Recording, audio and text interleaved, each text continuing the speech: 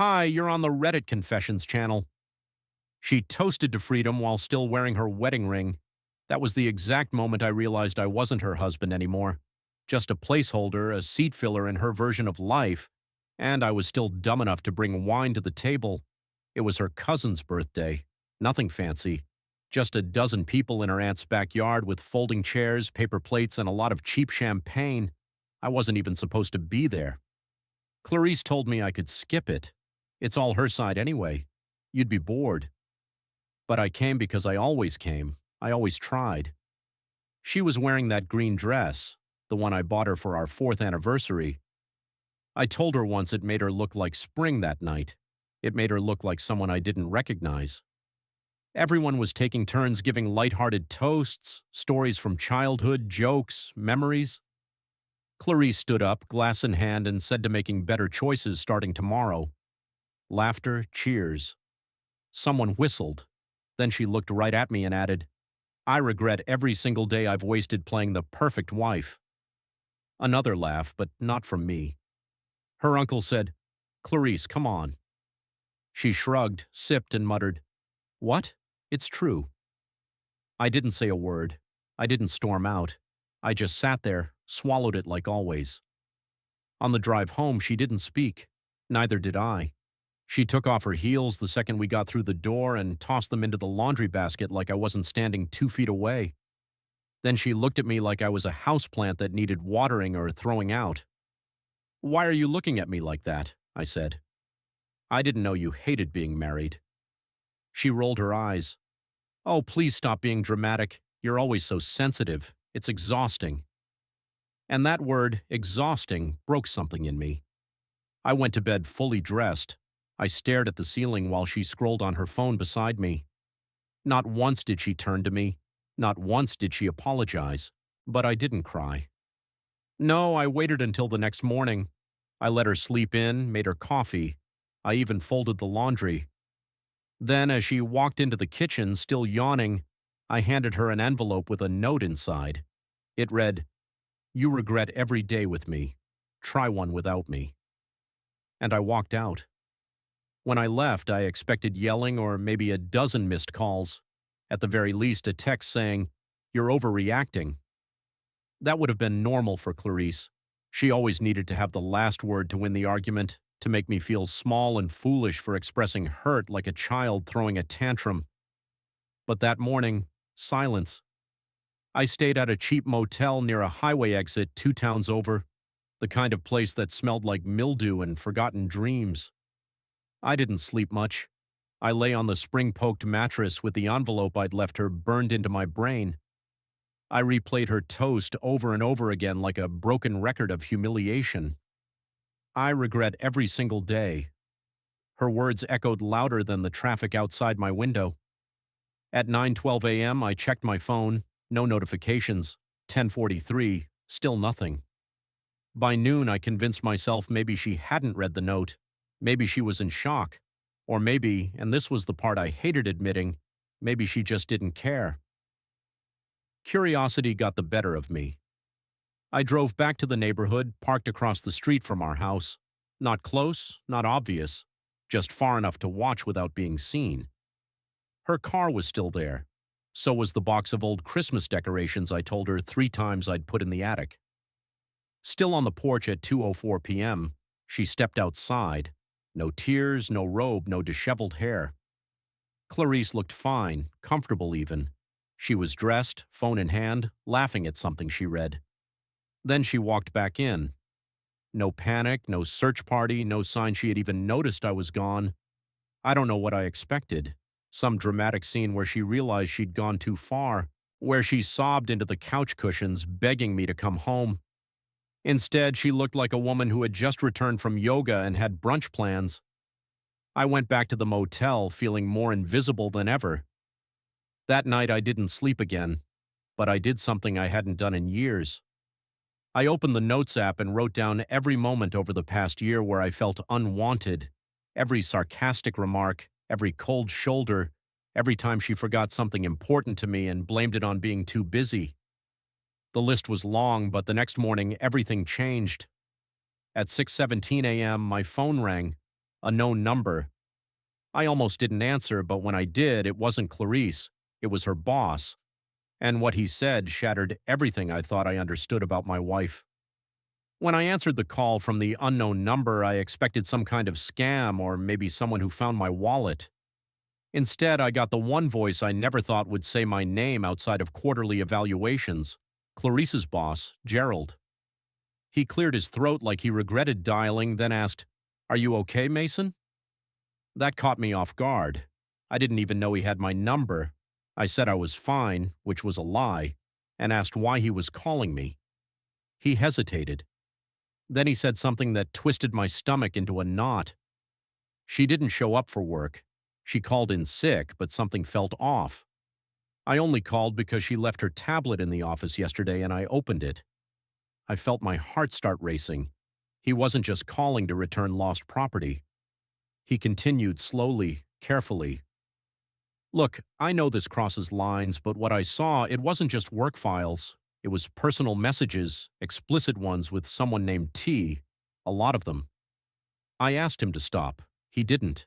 He told me there were videos, not professional ones, and one of them was filmed in our bedroom while I was away visiting my mom 2 months ago.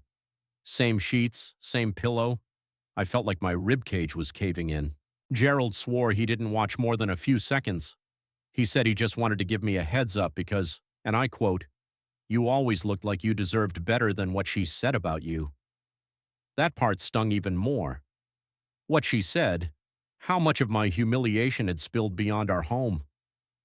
After the call, I sat motionless on the edge of the motel bed, staring at the cracked wallpaper. My mind raced. I tried to remember every business trip she said she took, every late night she blamed on meetings. Suddenly, they all blurred together, stories that never made sense, but I never questioned because I trusted her more than I trusted my own instincts. I didn't cry, not then. Instead, I grabbed my car keys and drove aimlessly for an hour, not knowing where I was going until I found myself parked in front of her office building. That's when I saw it, her car. So much for being sick. I waited. 15 minutes later, she came out looking nervous, glancing over her shoulder like someone being followed. Maybe she already knew Gerald had called. Maybe she just felt exposed. But what happened next wasn't something I could have predicted because the man who walked out behind her, laughing and placing his hand low on her back, wasn't just some stranger. He was her ex, and he had no idea I was still in the picture. I didn't confront them right away. I wanted to. God, did I want to? My hand was already halfway out the door when I stopped myself. I knew if I walked over like some wounded husband demanding answers, it would make everything worse. I'd get a smirk from him and an eye roll from her. No, I wasn't going to give them that satisfaction. Instead, I watched, observed, memorized every gesture between them. His fingers lingered on her back too long. She didn't pull away. They didn't look like coworkers or even exes catching up. They looked like something that had never ended. She laughed louder than I'd heard her laugh in years. It wasn't the kind she gave me at home, the tight, polite kind that ended in silence. No, this was open, careless, free. It hit me hard how long she'd been wearing that version of herself for someone else, not me. They got in his car. I followed at a distance, my hands sweating on the wheel, my heart hammering. I didn't even know what I'd do if they caught me tailing them. I just couldn't stop. They ended up at a cafe downtown, one of those artsy, low-lit places we used to go to when we first dated. She used to say it felt like our place. Now it was their place. I watched from the lot across the street. 2 lattes, 2 people sitting way too close for friendly. At one point, she reached over and touched his wrist. That was it. The same move she used to do to me when she wanted to say, "I missed you," without using words. I sat there for over an hour watching them share something I no longer recognized. Then I left, drove back to the motel, didn't sleep, couldn't eat. I replayed everything. Her toast at the party, the note I left, the silence, her fake sick call, the boss's voice, the cafe, the wrist touch.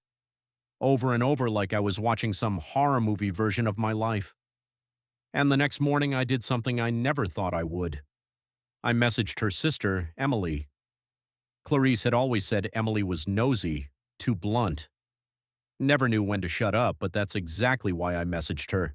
Because if anyone would tell me the truth without sugarcoating it, it was her. I just wrote, "I need to know if Clarice has been seeing someone. Please don't lie to protect her." The reply came faster than I expected. 3 dots, then a wall of text. She didn't just confirm it. She named him Travis, her high school ex, the same guy she used to say was a mistake she'd never repeat. Emily told me it had been going on for months, that the family suspected it, but no one said anything because you were still trying, like that was something to be ashamed of. I thanked her, closed my phone, and just sat in the dark for a long time. I wasn't ready to confront Clarice yet. But Travis, he was about to find out exactly how done I really was. I knew where Travis worked. He managed a warehouse on the edge of town. Clarice used to complain about how boring he was, how his life revolved around forklifts and Friday bar tabs. Yet here he was back in her life, grinning behind my back while I picked up her dry cleaning and sorted her prescriptions. I didn't want to show up unannounced and risk doing something stupid, so I sent him a message short, cold, and without drama. "We should talk man to man. You know why?" He replied within 10 minutes. "Didn't expect you to find out this fast, but yeah, sure, I'm free after 6. No apology, no denial, just confirmation, like cheating with my wife was some appointment we'd both agreed to. I waited at the diner near his job, the same one where Clarice and I used to get pancakes after late movies. He arrived in his dented pickup, walked in like nothing bothered him, and sat across from me with that smug calm of a guy who thinks he's already won. He didn't even pretend to feel bad. Said Clarice reached out to him, not the other way around. That she started texting him again after some fight you two had last fall. Said she talked about me like I was furniture, always there, always in the way. I asked him if they slept together in my house. He didn't lie, just shrugged and said, "Not like you were using it." Something cracked in me. I stood up. The waitress flinched, thinking it was about to get ugly, but I didn't yell, didn't punch him. I just looked him in the eye and said, "You can keep her, but don't expect to keep what she took from me." Then I left him with the check. Back in my car, I made a call I never thought I'd make. I called my bank, asked to speak to a fraud specialist. Because Clarice hadn't just been sleeping around, she had access to our joint accounts. And the moment I said her name, the guy on the line paused and said, "Actually, there was a flagged transaction yesterday, thousands withdrawn, a new account set up, my name nowhere on it." She was planning something fast. I drove back to the house before I could think too hard. I needed answers, proof, maybe even confrontation. But when I opened the door, the house was quiet, too quiet. And then I saw it, the envelope on the kitchen table, same size, same paper. Inside was a note written in her handwriting. "If you're reading this, you already know she was gone." When I stood in that empty kitchen with her note in my hands, it felt like every breath I took was borrowed. My own home didn't even feel like mine anymore. The note was only one line, no apology, no explanation, just, "If you're reading this, you already know." What exactly did I already know? That she emptied our account? That she had run off with her ex? That she never really intended to say goodbye in person? I opened every drawer, every cabinet, like I'd find some piece of her conscience folded up behind the silverware. Instead, I found gaps. Her favorite mug was gone. The toothbrush I'd bought her last month was missing. The scarf I gave her for Christmas, the one she pretended to love, wasn't hanging by the door. She had taken the parts of herself she wanted and left the bones of our life behind like clutter she didn't want to carry. I went into our bedroom and froze. My closet looked untouched, but hers was empty, not like packed in a rush empty. No, it was surgical, precise. She'd been planning this. She must have been moving things out little by little right under my nose. I sat on the bed staring at the space where her shoes used to line up, and that's when I noticed something strange. A plastic bag tucked between the mattress and headboard. I pulled it out. Inside were crumpled receipts, printouts, and an envelope addressed to someone named Mrs. Holloway. That's not her name, but my last name, Holloway, was on it. I opened the envelope. Inside was a temporary driver's license from another state issued 2 weeks ago, a new identity, Clarice Holloway. Except it wasn't my Clarice. It had her face, but not her full name. She dropped her middle name and replaced it with a fake one. It wasn't just a getaway, it was a reset. That was when it hit me. She hadn't just left me, she had used me. My last name, my resources, my loyalty, all to build a new version of herself. One that didn't include me at all. And worse, she'd already started rewriting the story, positioning herself somewhere new as someone else. The phone rang again, blocked number. I hesitated but picked up. The voice on the other end was a woman I didn't recognize. She said, "I know you don't know me, but I met your wife or ex. I guess she's been staying with my brother and I thought you should know what she told him." There was a pause. Then she added, "She said you were dangerous, that she had to escape." My heart dropped into a pit I didn't know existed. Now, not only was I abandoned, I was being painted as the villain. That call haunted me more than any fight we'd ever had. The woman on the line, a stranger, said Clarice had been staying at her brother's place claiming she had escaped an abusive husband. She described me as unhinged, manipulative, the kind of guy who hides behind flowers and fake kindness. That one hit hard. I was the guy who made her tea when she had cramps, who took night shifts when her mom was sick, who never once raised my voice even when she weaponized silence like a knife.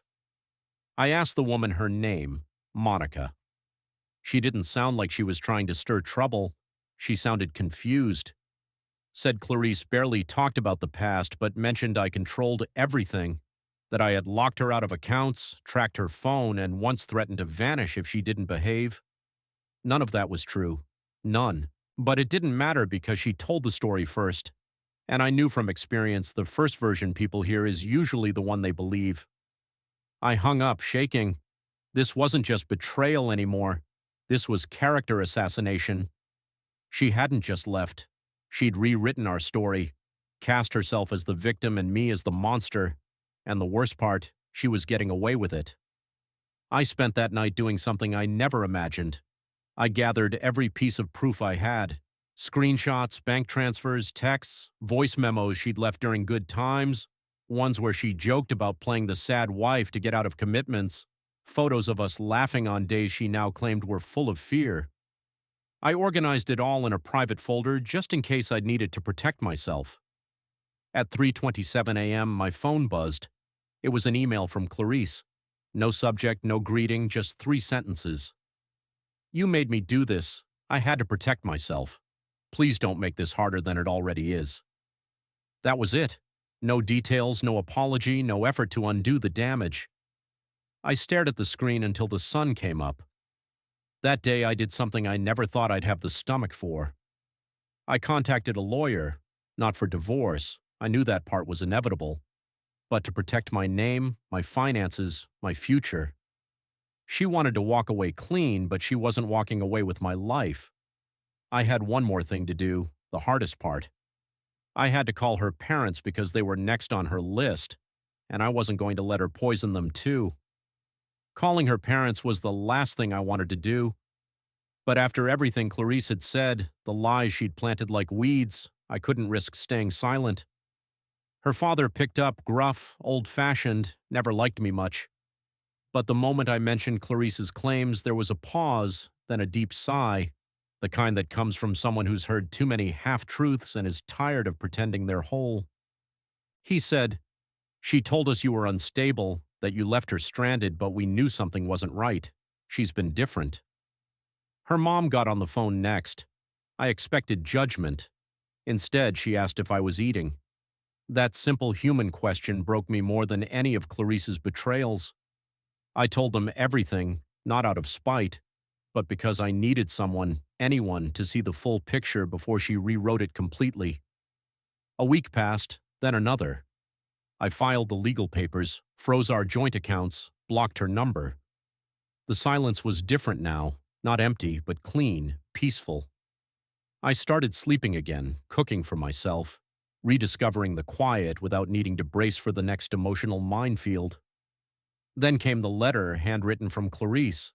She said she regretted how she handled everything, that she'd panicked, that Travis wasn't what she thought and things had already ended between them. She said, "I didn't deserve what happened." And at the bottom of the page, the part that stayed with me was this: "Maybe you weren't perfect, but you were real, and I miss that." I didn't reply. Forgiveness doesn't always come with an invitation. Some betrayals aren't bridges to cross. They're signs you were walking toward the wrong future all along. Now, months later, I'm not angry, not bitter, kept my name, my peace, my truth. And that's more than she can say. Thanks for watching the full story here on Reddit Confessions. Which moment in the story hit you the hardest, the toast, the X, or the letter at the end? Drop your thoughts in the comments and don't forget to subscribe for more unbelievable real-life stories like this.